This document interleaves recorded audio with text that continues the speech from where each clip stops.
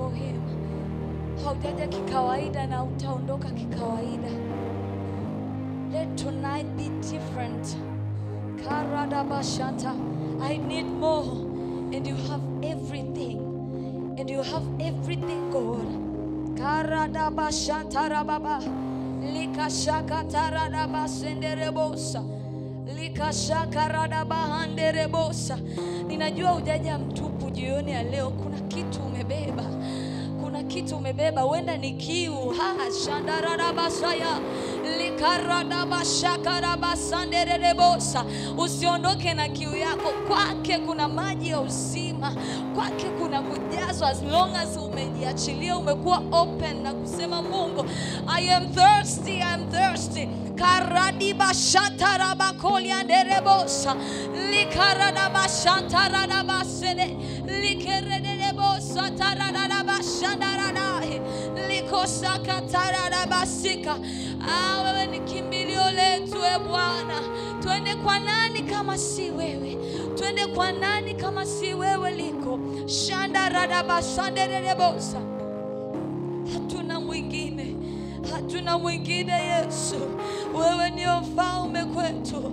Radabashantelibasane. Radibakoliantaradabahande. Lekeshekeribasanta. Radabasikalibashanderebosa. Only you can satisfy us, Jesus. Radibadabahandalabakolia. Likeshekeredebasanta. Limosakarabashakataya. Hizi kiu zetu, mfalme, ni wewe unaweza kuzijaza na maji yako ya uzima. Radabashantaribakoliantaradabaya. Likosakatarabashantarabababa. Shekeredebasika. Likasakarabababashanderebosa. Limosantaradabakolianterebosa tapaya. Rededebasika limanto. Limoshantaradabasaya. Tunapokutazama jioni ya leo, zione hizi kiu zetu, e Bwana. Koradabashanderebosa kataya. Likeshekerebosa dabaya. Hey Jesus. Mimi sina mwingine ila wewe Bwana. Tumaini jingine ila wewe Bwana. Mimi sina mwingine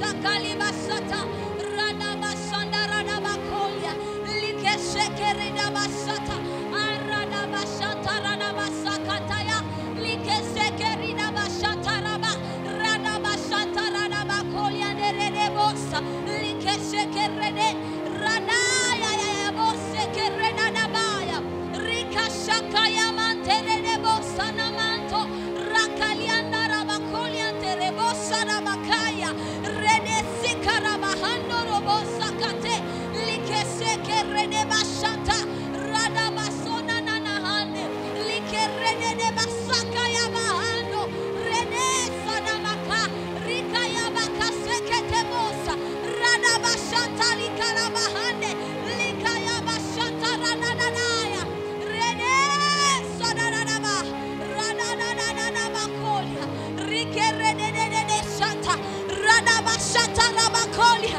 like sekete rede siana na hande rede bosa liko rada shada rada baba rada shekere basika liko sakarada basata roda ya mahande rike sekeri mahando shakarada reda badadadia ridoda basanta na bahaya reke liko sakara mahande ay shantarada baseke rika sakara basante radaya basene de bosa likerede shantara bakolia likesekerede basanta radaya ya sene sakarada ba rida basantara bakolia leke shataradia rida da basandara bakolia baba shaya baba saka rede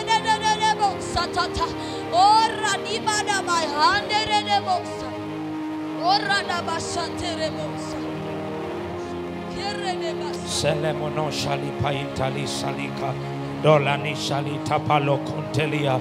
In the secret place we call upon your name.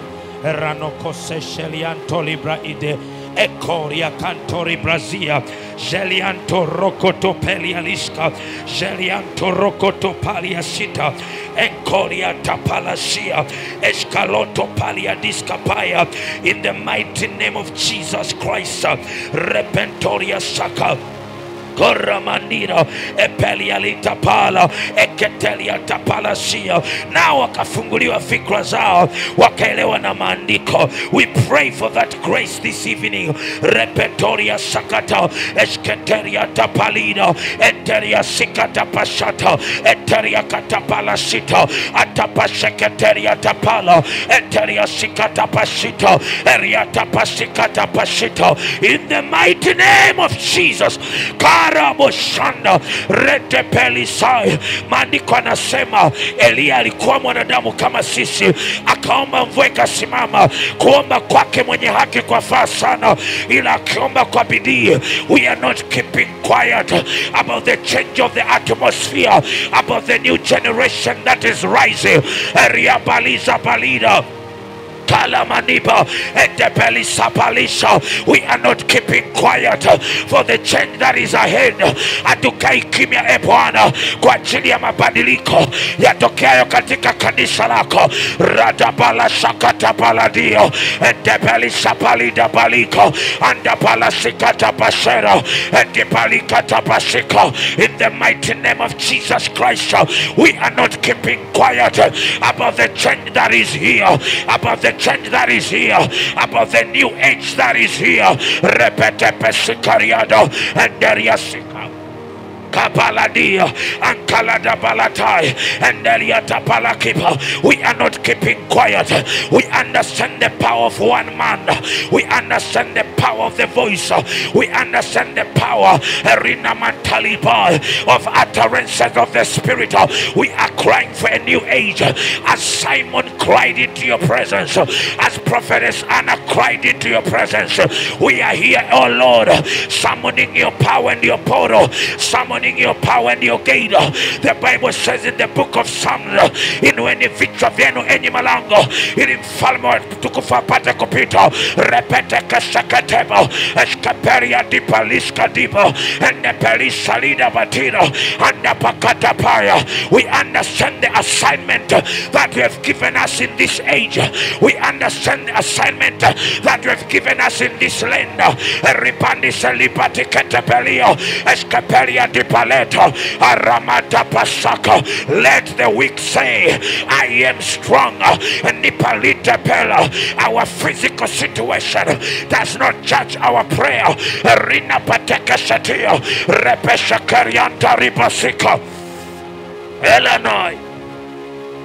Elanai telina, shementelia paleda, enkelia dipale, edibai telida.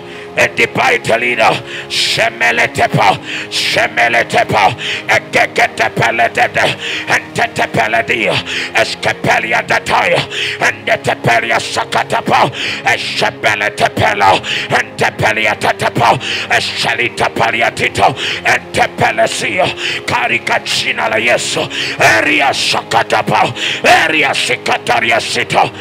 Jesus.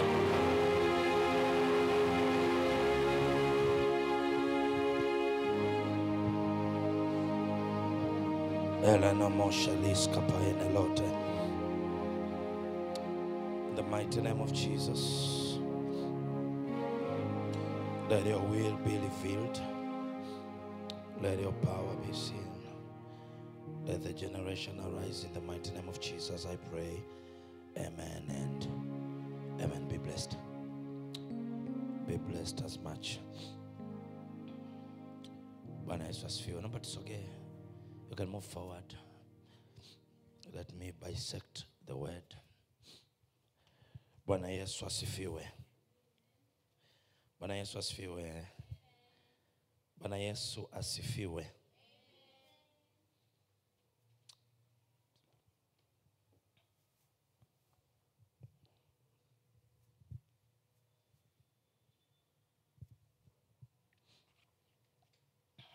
Bwana asifiwe.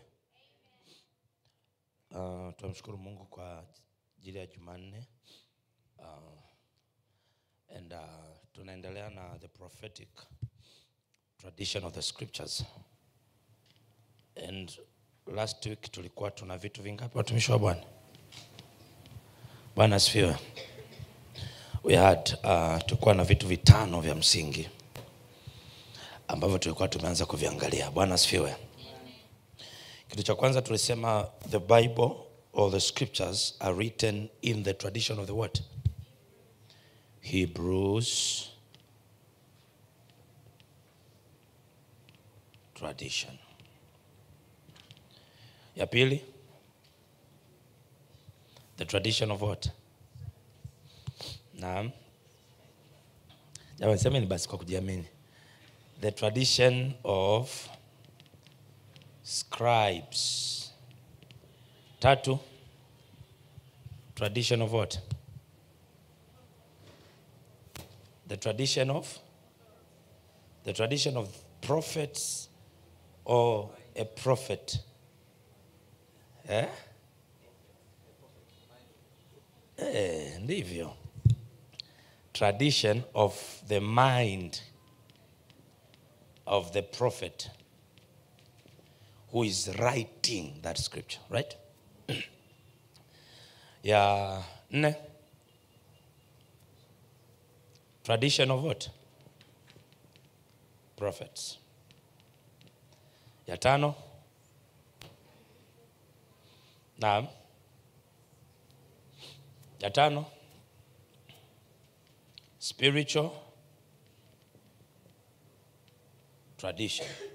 Ambapo tukienda kwenye spiritual tradition now, we are opening our minds to the invisible what?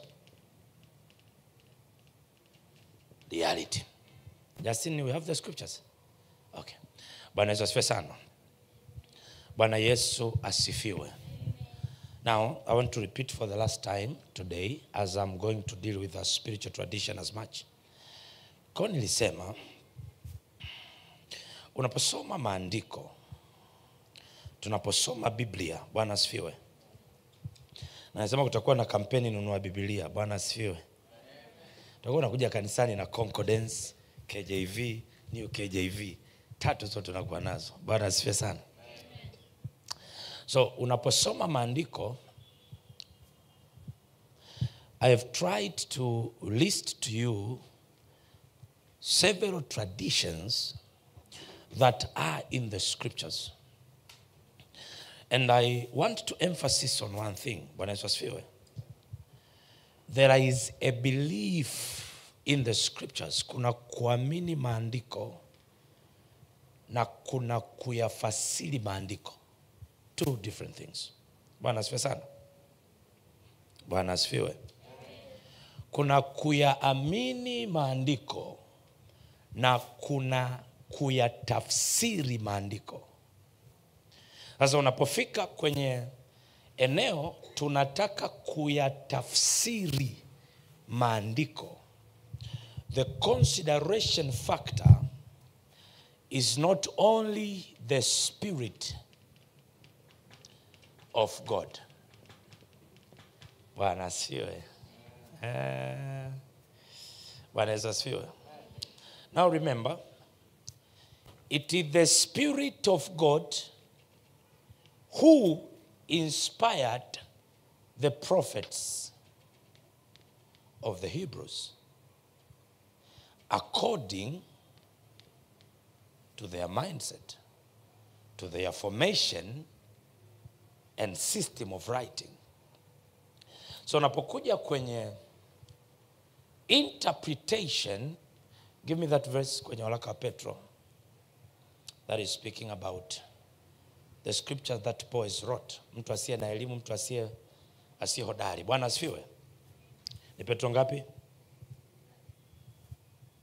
Tumishi wa Bwana, mnaandikaga wapi kwanza? Mbona mnakodolea macho? Bwana asifiwe. Bwana asifiwe. Namdesea Mike. Bwana asifiwe. Now, flow with me. Na muda mchache leo. Bwana asifiwe. So, when there is one part, kuna eneo la kwanza unayaamini maandiko. Lakini kuna eneo maandiko inabidi yatafsiriwe. So kuna tofauti kwenye kuamini maandiko na kwenye kutafsiri maandiko. Unapoyaamini maandiko ni tofauti na utakapoanza kuyatafsiri maandiko.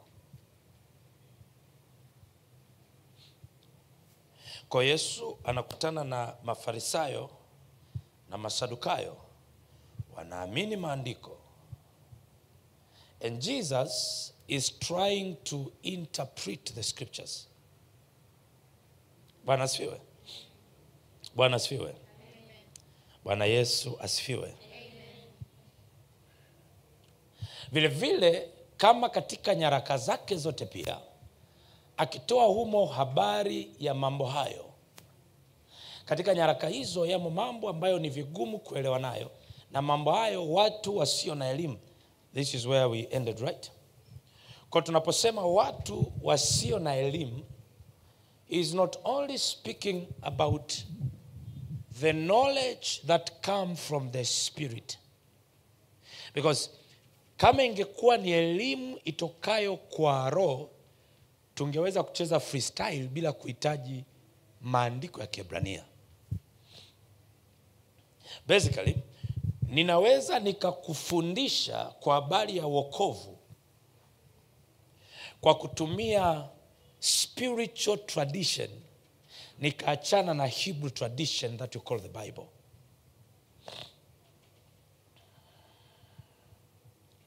Shalom. Bwana Yesu asifiwe. Bwana Yesu asifiwe. Arudia tena.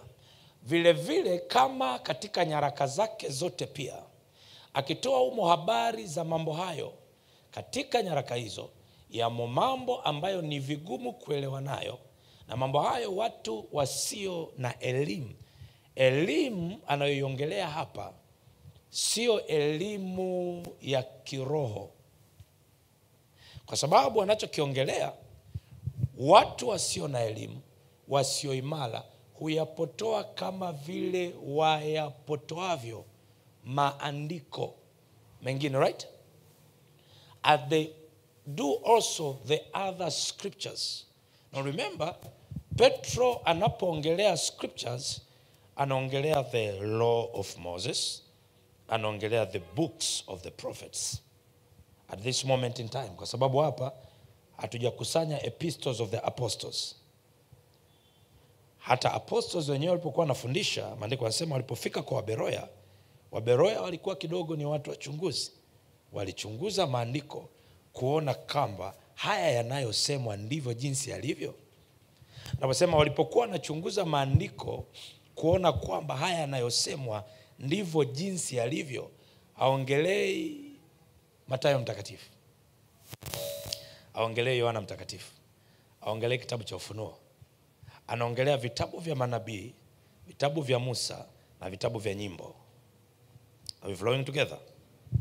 Asa Petro anasema hivi, na mambo hayo watu wasio na elimu. Kwa hiyo imagine Paulo anaandika nyaraka, and the only way you can argue with the writings of Paul is by looking at the scriptures. Are we flowing together? Kwa hiyo elimu Petro anayosema, na mambo hayo watu wasio na elimu, haiongelei elimu ya roho. I'll show you something. Bwana asifiwe. Aongelei elimu ya roho purely.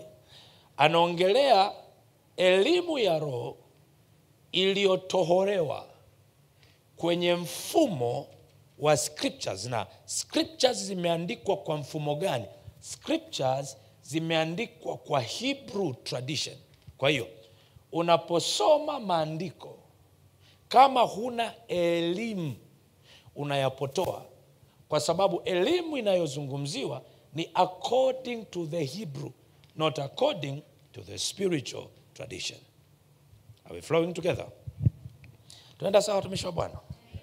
Nafundisha kwa upole, this is a great foundation. Bwana asifiwe. Bwana asifiwe. Now let me try to speak something here. Bwana asifiwe. Ukienda kwa Wagiriki, wana kitu kinaitwa Kristo. Ukienda kwa Wayahudi, wana kitu kinaitwa Mesaya.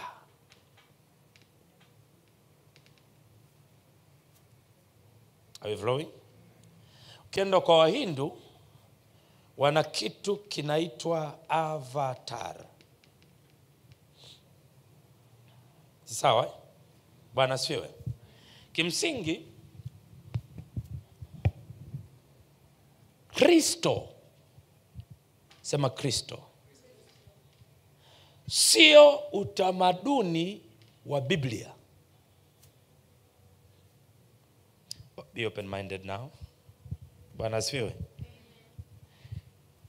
Jamani, nafundisha biblical prophetic tradition of the scriptures, right?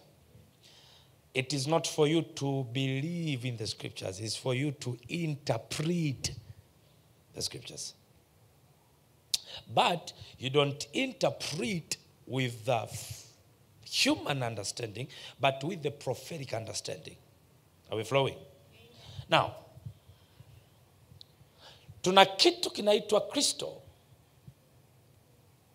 Tuna kitu tunaitwa Messiah. Tuna kitu tunaitwa Avatar according to the Hindus, right? And Chinese and those things. Kuna kitu tunaita Maitreya, sema Maitreya. Yeye anaitwa Lord Maitreya. Hawa ni wa Buddhism hao. Bwana Yesu asifiwe. Bwana asifiwe. Sema nenda wapi? Tufuatane pamoja. Bwana asifiwe. So, open your mind. Kristo,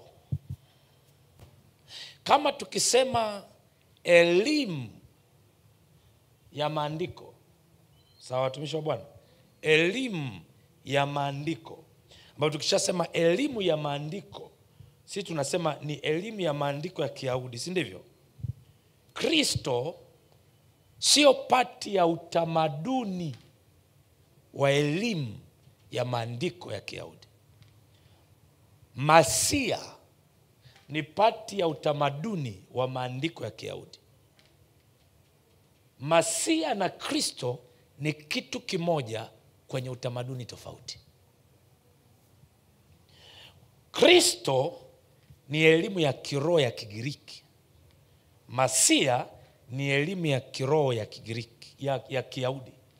Avatar ni elimu ya kiroho ya Kichina huko na wa Kihindi. Bwana Yesu asifiwe. Maitreya ni elimu ya kiroho ya Kibuddhism. Maitreya, Avatar, Kristo, Mesaya, kwenye elimu ya kiroho ni kitu kimoja, lakini kwenye utamaduni wa maandiko ni vitu tofauti.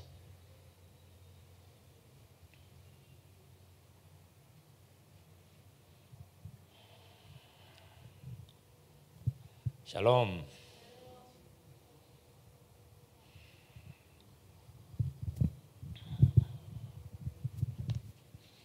Wangapi tunaenda sawa kwanza?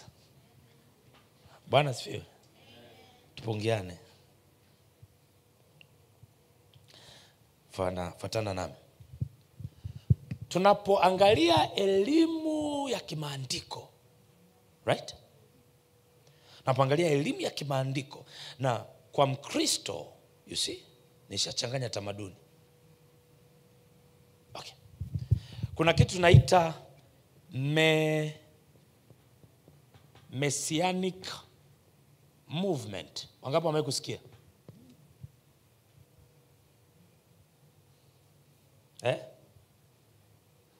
Now, according to you who believes in the Bible, this was the right word according to tradition. Okay. Wangapi wamewahi kusikia Christianity movement? Acheni masiara basi. Bwana asifiwe. Bwana asifiwe. Wangapi wamewahi kusikia Christianity movement? We are in the Christianity movement, right? But according to our tradition, according to elimu, we are not in a Christianity movement. Si kama unanielewa vizuri mtumishi wa Bwana. Sisi ni Messianic movement according to the writings of Jews. Now, Kristo manake mpaka mafuta, right? Messiah manake mpaka mafuta, si ndivyo? Avatar manake mpaka mafuta. Maitreya manake mpaka mafuta. Lakini Maitreya, Avatar na Kristo sio utamaduni wa maandiko. Ni utamaduni wa kiroho unaoelezea mpaka mafuta. Lakini unapokuja kwenye utamaduni wa kimaandiko, unakutana na Mesaya. Sasa Mesaya na Kristo ni sawa kutokana na lugha ya roho. Ni tofauti kutokana na lugha ya kimaandiko na elimu yake. Agano la Kale limeandikwa kwa lugha gani?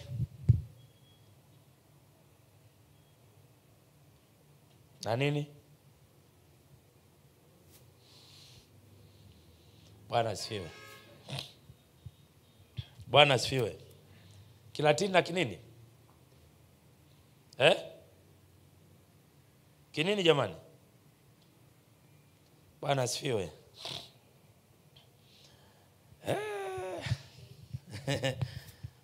Bwana asifiwe sana. Shalom, shalom, shalom. Mnakula muda wangu amnijibu. Bwana asifiwe. So flow with me, nitakuonyesha madhara yake yanakuja wapi. Okay? Now, tunapoongelea na mambo hayo watu wasio na elimu, hatuongelei elimu ya kiroho. Kwa sababu watu wasio na elimu hawapotoi elimu ya kiroho purely. Wanapotoa elimu ya kiroho iliyopita kwenye utamaduni wa maandiko. Kwa kimsingi, tunaposoma maandiko, tunachokitafuta ni elimu ya kiroho. Lakini elimu hii ya kiroho haijaandikwa kwenye utamaduni wa roho. Elimu ya kiroho imeandikwa kwenye utamaduni wa Wayahudi. Kwa hiyo Mungu ametubana kwenye elimu yake ya kiroho ambayo sisi tumeipokea kupitia msalaba. Ametubana kwenye utamaduni wa Myahudi. Sasa ukumbuke, elimu ya kiroho inaweza kuwa accessed na mtu yoyote. Ila sisi hapa, ili tui access elimu ya kiroho, ni lazima tuwe watu wa elimu ya maandiko. Kwa hiyo anachokisema hivi, let your spirituality evolve and spring from the tradition of the scriptures, from the knowledge of the scriptures. Sasa unapoongelea knowledge ya scriptures, kwa mfano hapa tayari tumeshachanganywa. Kwa mfano, Bwana asifiwe. Sema Jesus. Bwana mjasema Jesus. Haina mtego. Bwana asifiwe. Jesus, right? Right? Right. Bwana kama mnaanza kuogopa. Bwana asifiwe. Now, in Hebrew, we say Yeshua or Yahusha. Now, nimesema open your mind, right? This is the solid food. Bwana asifiwe. Bwana asifiwe. Now, according to the tradition of the scriptures, right? We don't have J.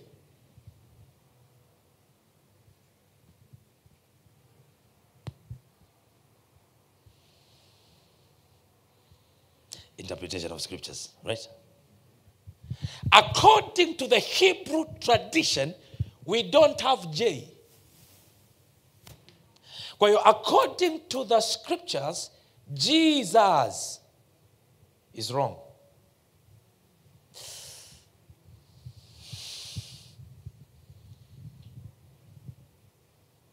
Nifunge kipindi niondoke.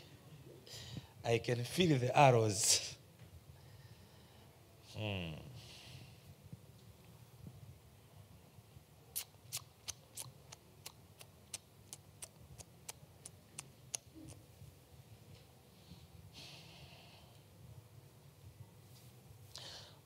Watu wasio na nini? Na elimu. So kwenye alphabet za Kiebrania, remember, watu wasio na elimu kwenye Petro, right? Okay. Kuna kitu hapo nimeona. Jamani, tuwapigie makofi ya IT. Siku hizi wanarahisishia sana kazi. Tangia Jumapili naona kuna upago mnatembea nao. Bwana asifiwe. Huyo akamwona kwanza Simon ndugu yake mwenyewe, akamwambia tumemwona Masihi, maana yake Kristo. Amesha introduce tamaduni mbili. Tamaduni wa Kiebrania, aka introduce na utamaduni wa Kigiriki. Now, nikienda kwa Mgiriki, nikitaka nitafsiri Masihi, ndio nitasema Kristo. Ni kitu kimoja chenye tamaduni tofauti. Lakini interpretation yetu, follow me, utanielewa ninakoelekea. Bwana asifiwe. Kwenye utamaduni wetu sisi wa kimaandiko, it is the Messiah, and according to the Hebrew tradition of the Messiah, we have only one Messiah. right? According to the Greek tradition of Christo, they have many Christos. Nitafika huko, sitaki kwenda kwanza huko. Nataka unielewe ninachomaanisha hapa. Bwana asifiwe. Avatar means anointed one. Messiah means anointed one. Christo means anointed one. Maitreya means anointed one. But according to Christianity, there is only one mediator between God and men. And that mediator is the Messiah, Yeshua HaMashiach. Hapa nimeongea kiutamaduni wa kibiblia. Tunakwenda sawa sawa? According to Christos, Greek, true Greek, according to Avatars, according to Maitreya, mediators comes after a certain time in different ages.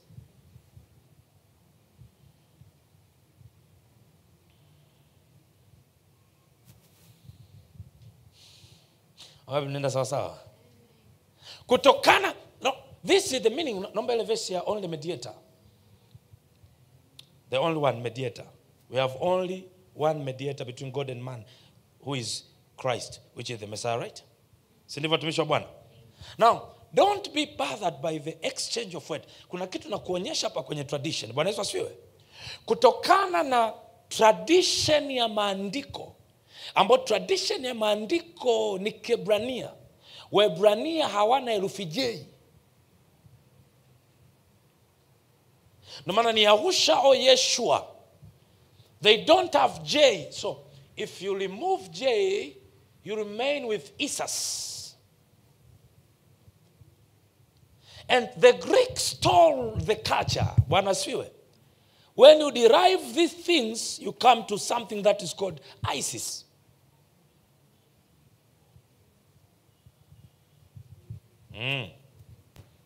And when you go deeper, you'll find the God of Egypt that is given a name with letter J, because J is not applicable in the Hebrew tradition. So our name is Yeshua. Okay, it's Jesus. Bwana asifiwe. Bwana asifiwe. Believe it. Bwana asifiwe. Now let us go into the exegesis of it. This one is not according to elimu.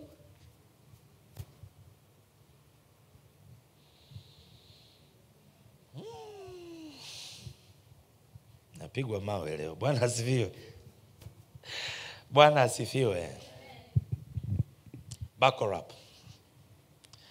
Bwana asifiwe.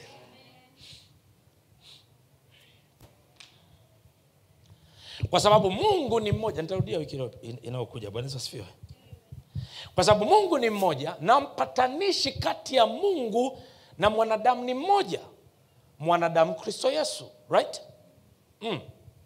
For there is one God and one mediator between God and man, the man HaMashiach Yeshua. No, you don't want that.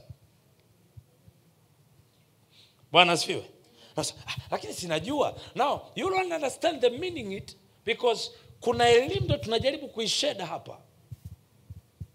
Because according to the scriptures, you dance with one word. Ukicheza na neno moja and change it, you are changing the meaning of it.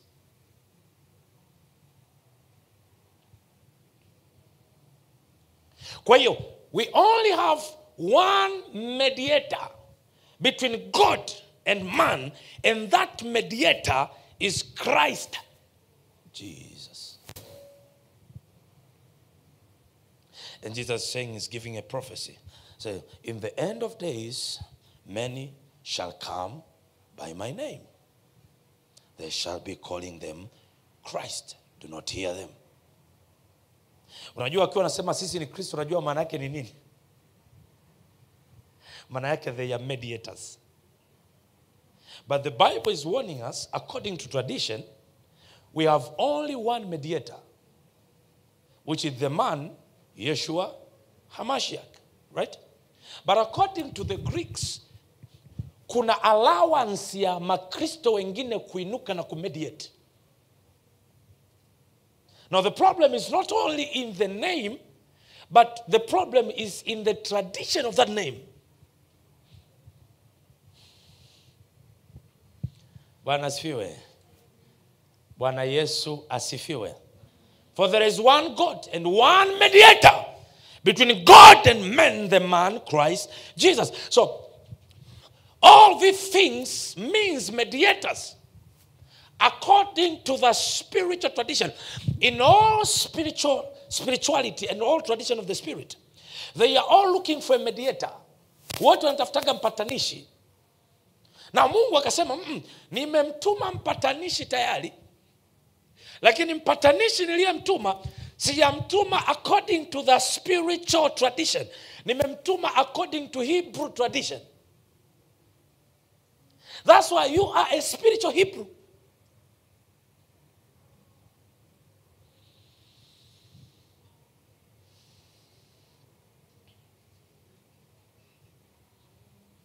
Bwana asifiwe. Bwana asifiwe. Bwana Yesu asifiwe. Bwana Yesu asifiwe. It's because of the Hebrew tradition. Go to the book of Romans. Go to the book of Romans. I don't know why this verse goes out of me every time.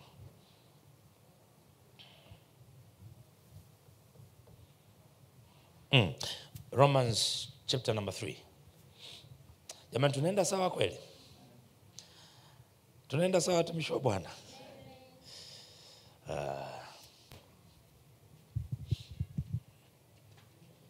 Okay, wangapi wanakumbuka kati natafuta hiyo? Wangapi wanakumbuka Jumapili tulikuwa tunaangalia zile Monday, Tuesday? Wangapi wanakumbuka? Wanaangalia Monday, Tuesday, zile zilikuwa zinaelezewa kwa Kihindi, right? Lakini walikuwa wanafanya relevance na wapi? Na Rome. Afu anasema this is equal to this. This is equal to this. Sasa kuja kuangalia Rome na Greek kwenye tamaduni wa miungu ni kana kwamba moja, right? Shanaelewa vizuri. Kwa hiyo ona, huyu ni mtu wa Asia Far East. Anafananisha kile alichonacho according to Rome. Na ni kitu kimoja wanasema, right? Hiyo kitu anaitolea wapi? Hiyo kitu anaitolea kwenye spiritual tradition. Ila akija kwenye tradition sasa ya mwili, huyu anaitwa Suna, huyu anaitwa Mercury. Ila ni kitu kimoja kilichokuwa interpreted kwenye culture tofauti. Now there is a meaning ya kile kitu kinavoletwa kupitia culture fulani. Okay, Bwana asifiwe. So Paul is going to a certain place. How many know this scripture? Ndani yake tunakwenda, ndani yake tunaishi, tunakwenda na tunakuwa na uhai, right? In him, nimezoea Kiingereza. In him we live, we move, and we have our being. Do you know that is not the revelation of Paul? That is the revelation of a place where Paul went to preach. So those people had their God, who they said, in him we live, move, and have our being. So Paul went with the message of the Messiah. He said, this, mnayesema huyu, ndo huyu niliyemleta. Ameshatokea mnemsubiria. According to spiritual tradition. Lakini hajatokea in your tradition. Ametokea kwenye Hebrew tradition. Now, sometimes when you say pray for Israel, it's not a political issue. Sio kama unanielewa watumishi wa Bwana.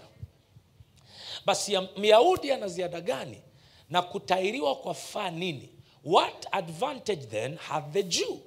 Or what profit is there of circumcision? Right? Na mstari wa pili. Kwa faa sana kwa kila njia, kwanza kwa kuwa amekabidhiwa mausia ya Mungu, much in every way, chiefly, sema chiefly, because that unto them were committed the oracles of God. This is Paul. So Paul ameenda Rome, anahubiria watu wa Rome. Alafu akawa anawakataza kuendana na masheria ya Kiyahudi. Are we flowing together? Kwa manake akawakataza kwenda na sheria za Kiyahudi. This was the law of habit, the law of living, right? Alafu baadaye, kwa sababu Wayahudi walikuwa wanasema, ukitaka kuwa hawa Wayahudi ambao wameokoka, sasa kulitokea na magombano. Sababu huyu ni Myahudi, ametailiwa katika mwili na mkubali Kristo. So wengine wanapokuja kumwamini Yesu wakawa wana force na wenyewe watailiwa katika mwili. Kwa Paul is trying to solve a conflict here. Bwana asifiwe. Lakini baada ya kusolve conflict akaonyesha kwamba sisi tunatailiwa katika roho, tunatailiwa moyo, sisi ni Wayahudi wa roho na vitu kama hivyo, si ndivyo? Lakini akarudi nyuma akasema, kwa hiyo Myahudi ana ziada gani? Kama haya yote yalikuwa ni parable, right? Myahudi ana ziada gani? Ndio anakuja kusema kwa fasana kwa kila kutailiwa kufanya nini? Kwa fasana kwa kila njia, kwanza kwa kuwa amekabidhiwa mausia nani? Kwa anachosema much in every, chiefly because that unto them were committed the oracles of God. So when you are looking at the Jews, you are looking at the carriers of the oracles of God. So when you want, jamani hebu nieleweni, Bwana asifiwe.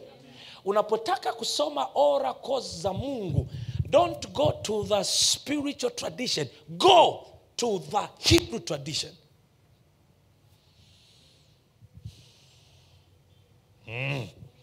Bwana asifiwe. Bwana asifiwe. Kwa nini tunaenda kwenye Hebrew tradition? Kwa sababu Mungu akasema dunia yote nimeshaiona. Okay, nitawachagua Wayahudi, nitawapa oracles. Kwa hiyo hawa jamaa kwa sasa wamekataliwa na Mungu ili Mungu awatie wivu warudi. Is that right? Kwa kukataliwa kwao ulimwengu wote umekombolewa ili Mungu awatie wivu warudi. Lakini Paulo ana argue, kweli jamaa tumekombolewa na wamekataliwa kwa sasa na tuwaombe. Ila hawa jamaa kwao yamekabidhiwa mausia ya Mungu. So you want the oracles of God, you must reference them. Yaani Mungu anasema hivi. Bwana asifiwe. Najua this is kind of tricky. Bwana asifiwe. God can speak to me here in Tanzania, a true God. And God can direct me to the Jews. Not because he cannot speak to me, but because the oracles of him are not given in any other nation except the Jews. Okay, Misri wana spiritual knowledge. And God still is saying, my oracles are not with the Egyptians. My oracles are with the Jews. Africa on a spiritual knowledge. And here he's saying, my oracles are not with the African. My oracles are with the Jews. This is where the conflict starts.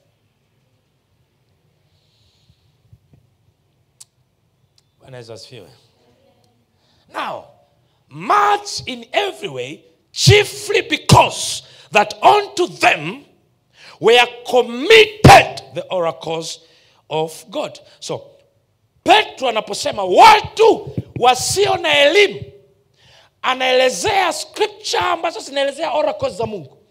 Lakini scripture hizi hazijaandikwa Kihindi, hazijaandikwa Kiegyptian, hazijaandikwa Kigreek, hazijaandikwa Kirome. Zimeandikwa with the Hebrew tradition. So elimu ya Kiebrania inakusaidia kuinterpret, sio kuamini.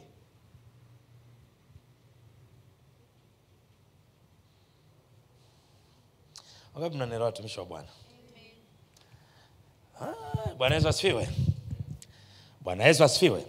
Sasa ndo nikaja sasa. Bwana asifiwe. Bwana asifiwe. So when you call the name of Jesus, and when you call the name of Yeshua, to us it's like the same name, right? But according to tradition, these are different names. It is only in your perspective you view them as the same name. Jesus is different from Yeshua. Because according to the Hebrew tradition, J haipo. Kwenye alfabeti zao J hamna. Kwa hiyo ni argument pia. Messianic Jews ni Wayahudi sasa ambao wamemkubali Yesu kwa elimu ya maandiko. Kwa hiyo wanamtafsiri Yesu kwa elimu. Kwa hiyo wakija huku wanashangaa kwamba wanaomwamini Yesu wanamwamini Yeshua lakini kwa elimu nyingine. Hii haina upako. Bwana asifiwe. Bwana asifiwe. Haina upako. Kwa hiyo twende taratibu.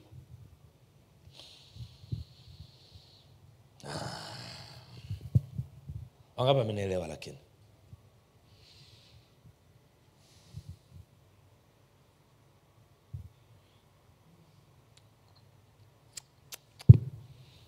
Kwa his name is Yeshua HaMashiach. Now, kama umeona, a lot of preachers recently, they are trying their level best to speak Yeshua.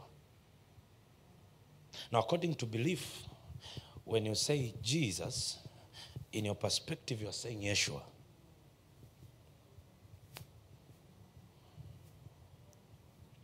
It's okay, things are working. Bwana asifiwe. But according to tradition, now, much in every way, chiefly because that unto them were committed the oracles of God. Now, the oracles of God, they are a pathway to what God wants to pass. Kwa unakumbuka last week tuliangalia formula, right?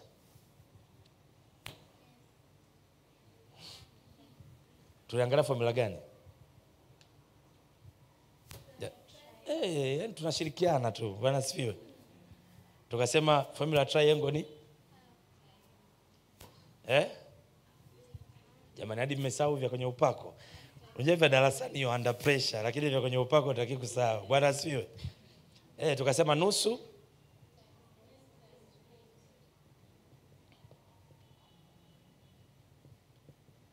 Now, when you're interpreting oracles, you are interpreting oracles according to a principle. Kwa hiyo unapo interpret oracle, hauinterpret kama uonavyo. Ndio Petro anasema pale, burudi pale, mtumishi wa Bwana. Kati anakaribia kumaliza. Kevin. Anasema hivi. Vile vile kama katika nyaraka zake zote pia, akitoa humo habari za mambo hayo, katika nyaraka hizo yamo mambo ambayo ni vigumu kuelewa nayo, na mambo hayo watu wasio na elimu, wasio imara uyapotoa kama vile wapotoavyo maandiko mengine kwa uvunjifu wao. Now, not that one. Onto their own destruction. Now, why it is on their own destruction? Because when you misinterpret a principle, you are distracting yourself kwa sababu you are releasing an entity that is not according to the principle. Hiyo ndo oracles. Bwana Yesu asifiwe. Anachojaribu kusema, unapokosea kufanya interpretation of scriptures, unakosea kuruhusu. Imagine tuna mlango hapa. Bwana asifiwe. And there are sparks coming out. Now spark inayohitajika kwako ni hii hapa. Bwana asifiwe. Bwana asifiwe. Kwa unapo apply nusu times B times H, tunategemea spark ambayo ukutane nayo iwe ni spark hii. Lakini huku kuna sparks nyingi, right? Now, ukikosea kuapply principle ifafanuayo, ghafla unajikuta umeruhusu spark hii hapa. It's a destructive force. Jamani, nieleweni. Bwana asifiwe. I always say, because of how we have received Christianity, it seems like the word can be interpreted by anybody. But the word cannot be interpreted by anybody unless the word is interpreted by a person with knowledge. Na mwana Mungu analalamika kwenye kitabu cha Ayubu. Anasema, ni nani huyu atiaye giza mashauri kwa maneno yasiyo na maarifa? The moment maarifa yanakuwa empty, mashauri yako yanatia giza baada ya kutia nuru. Basically, unapotia giza baada ya kutia nuru kwenye mashauri, you're summoning those creatures that are relevant to that darkness. Are we flowing together? Kwa hiyo, tunapofanya interpretation of that, kwa nini Petro anasema onto their own destruction? Because when you miss to interpret a scripture by a principle, you have opened and triggered something else. Because it might be that this principle is not accurately the principle of the tradition, but it is a principle of another tradition. And it is because it is a principle of, okay, a principle is a pathway, right? To give out an answer, si ndivyo? Now remember, nimekuambia, we have the spiritual tradition. When the spiritual tradition is mentioned, Wagiriki wanamtafuta Kristo, Wahindu wanamtafuta Kristo. They are all looking for a solution of their souls. Mungu akasema, hii solution ya nafsi zenu wanadamu haitatokea kwa Wahindu. Mmekamata kwamba they might be a mediator. Mmekamata kwamba you need a mediator. But I am giving you an oracle on how the mediator will come. But an oracle on how the mediator will come is not coming from the Greeks, not from the Rome. It's not coming from the Hindus. The principle for the mediator to come is with the Jews. So you need to understand the mediator and how he has come. You need to understand the tradition of the Jews. Now I know you have access to the spiritual knowledge, but be careful. When you are applying a principle, apply it according to the tradition of the Jews. Because the moment you apply a principle according to your tradition, you are going to trigger something that is spiritual, but yet you have triggered something that is not an oracle from me. Bwana asifiwe. Bwana Yesu asifiwe. So, you miss to apply a principle, you are triggering something else. So, this is where the contradiction starts. Now, ulimwengu ni mjanja sana.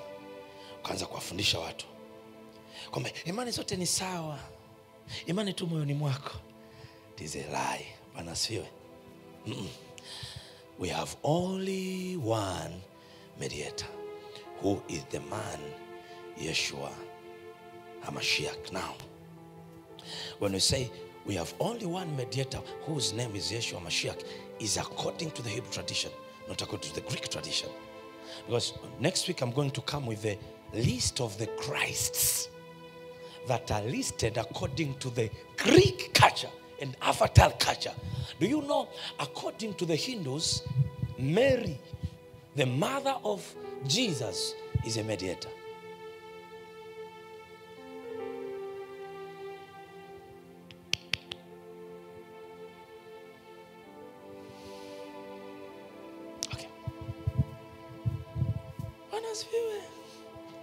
Yaani mnapewa sana leo. Bwana si haitaji upako, right? Bwana asifiwe.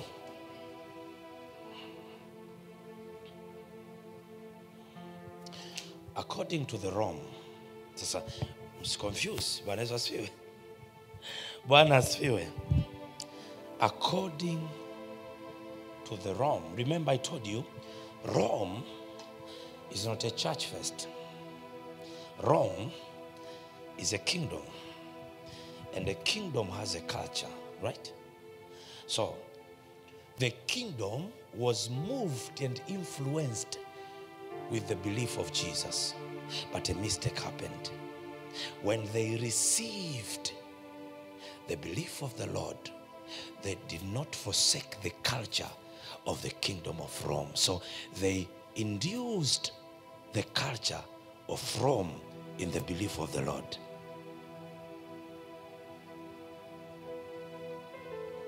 So according to that belief of Christos, Mary, the mother of Jesus, is one of the mediators. So, so when they pray to Mary, utabishana nao, haitaki kwa hivyo, with which proof? Because they have an influence according to the tradition. Mary anakubalika mpaka kwa Wahindu as a mediator because he brought out an illumination. So if Mary can bring an illumination, yeye mwenyewe, she is a mediator. So in the list, I will come with those evidences, Bwana asifiwe. In the list of those crystal levels, in the planes of the cosmic reality, Mary is one of the mediators. So now you find the people of Rome. Now, not my statements, Bwana asifiwe. You find the people of Rome, which are from the kingdom of Rome, having the tradition of the gods of Rome, which accept mediators. In the principle of the Hebrew, we have one mediator. In the principle of Rome, they have many mediators. That's why they have many gods. So you find them praying to Mary so that Mary can pray about them to God. You think it's just a belief? No. It's a tradition of the Christos. Na unajua mlikuwa mnielewi nakotokea, because tradition has a behavior of not showing you an error. It gives you a lifestyle that you cannot judge.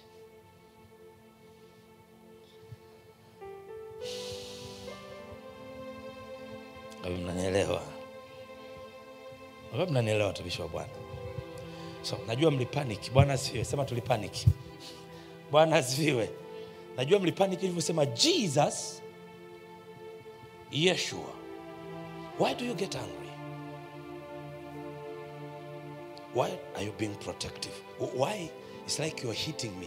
Why? It's like you want to stand up. Man of God. Why? It's like, Now, one of the tricks of the Spirit is to observe and judge. And in judgment, there's no confusion. And judgment comes because you have another insight that is greater from the criticism that you're being given. Shalom. So when I said Jesus is Greek, imetolewa kutoka huko. Kwenye Kiebrania we don't have a J. No, tutapigana kwenye ufahamu. It's because you have received. It's like this is how it is. Thank you, Justine. Shalom. Shalom. Yeah, sure. Right? A source. We're going to say Isis, eh? I'll come back to that next week. Latin, Isias. English, Katopia J. Lakini ukumbuke English is not natural. English is derivative. Anaibaiba maneno. I'll come to that next week. So, I'm not teaching theology. I'm trying to do it practical in the Spirit of God. Ningetaka nipige hapa theology hapa. Yani theology ni moja kwa moja by the way. Kwa hiyo, haipo hivyo. Imeisha hiyo. Mnaondoka wasema, ndio maana wana theolojia anaenda na Yesu. Akitoka asema mnawaelewi hao wanachofanya. But I'm trying my level best to do it with the anointing of the Holy Ghost. So that when you understand this, you can go in front of people and you can say Jesus in the name of Jesus, and yet you know something is messed up according to interpretation, not according to belief. So you find they pray to the mother of Jesus. Please don't bother them. Because you do not, that's why I say most of the time, these powerful movements that are rising up and they are going to Rome and say, Rome, this is wrong. You come to find out this, all these movements are dying and Rome is still there. It's because these people are judging Rome and they don't have a tradition to judge. Because if you are judging a tradition, introduce a tradition. 1, 2. If you are judging a tradition, interpret why are they doing. I just said to miungu, interpret what they are doing. If you cannot interpret my error, you don't have an audacity to say that I'm speaking an error. Kama uwezi ukasema sasa Mwakanyamale tulia. Haya, twende. Wewe unachokisema ni 1, 2, 3. Umeona hapa 1 jumlisha 1 ni 2. Wewe hapa ndo unasema 3. Ngoja nikuonyeshe sasa. Hapa 1 jumlisha 1 ni 2. Hii na balance hapa inashuka. If we are not capable to do that, we cannot confront the movement of a false Christ. It's impossible. So why am I teaching you that? Because you are being prepared for something greater. Bwana asifiwe. So now, leo hata ukienda ukasikia mtu anaichapa, you are not being bothered because you are beyond it. The problem is we are fighting because we are all in the same cage. We are all struggling from something. Nobody is beyond it. So somebody wants to prove a point. You don't need to prove a point. You just need to instruct with love. And you cannot instruct with love if you don't know. If you are ignorant, you need to know so that you can instruct with love. So tunabaki sisi ni sawa, hawa sio sawa. Something is wrong. Are we flowing together? Are we flowing together? So this is the package for today. To next week, I'm going to repeat some of the issues. So make sure you come prepared. I'm teaching slow because I understand what I'm saying. Bwana asifiwe.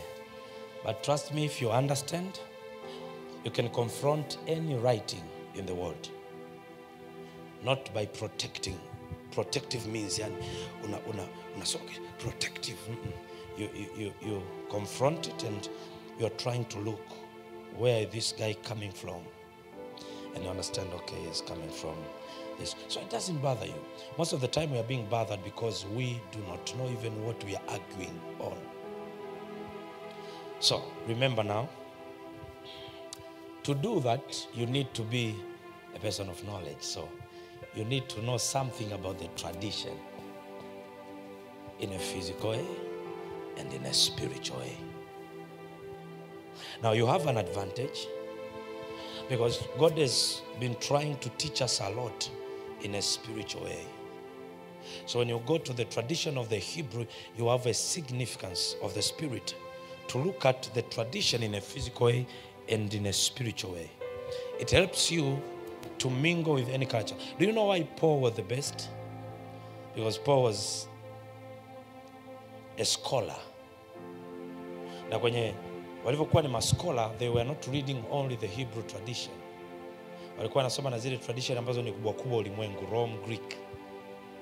So when he was confronting them, soma maandiko.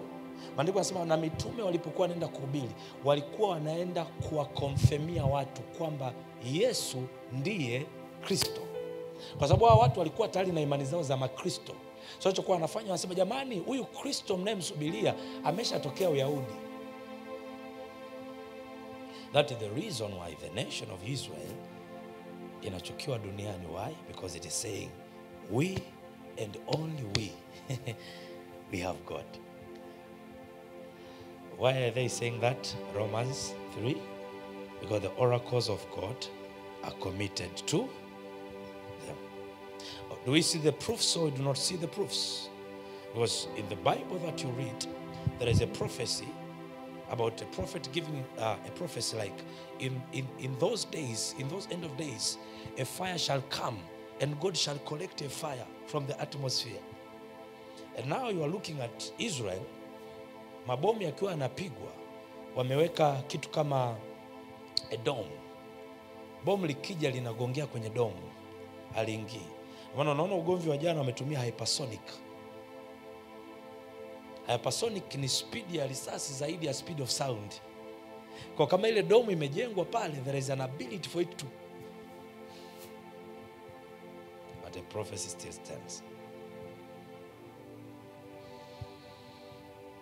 Israel is a map. Kwa mtini. Sasa unajifunzaje kwa mtini and yet you don't know the tradition?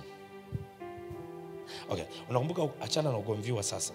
Kuna ule ugomvi uliopita wakati wanagombana Israel na Iraq kama kawaida, right? Iraq anajua tradition ya Mwebrania. So nasemekana Muisrael alikuwa amekwisha kupata heifa, alikuwa ashapata mnyama kwa ajili ya kutoa sadaka, na hiyo sadaka ikitolewa, kwa sababu wanasumbuka kupata mnyama wa vigezo vya Biblia. Are you flowing together? Kwa hiyo ndo wakawa wamefanikiwa kumpata. Ile siku Irani wametungua, ndo siku ambayo wale jamaa itakiwa wachinje, na wakichinja according to prophecy temple inatakiwa isimame. Kwa hiyo ile vita haijainuka kwa sababu tu inatokeaga kila siku.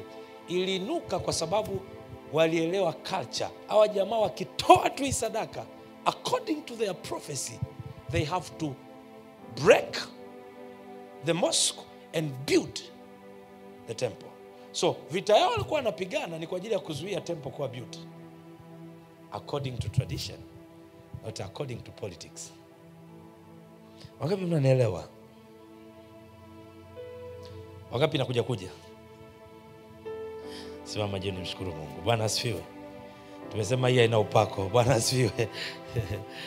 Bwana asifiwe. Wakafunguliwa akili zao, wakaelewa na maandiko, and they were opened up their minds and they came to a place where they understood the scriptures. We are made for this end time move. Bwana asifiwe.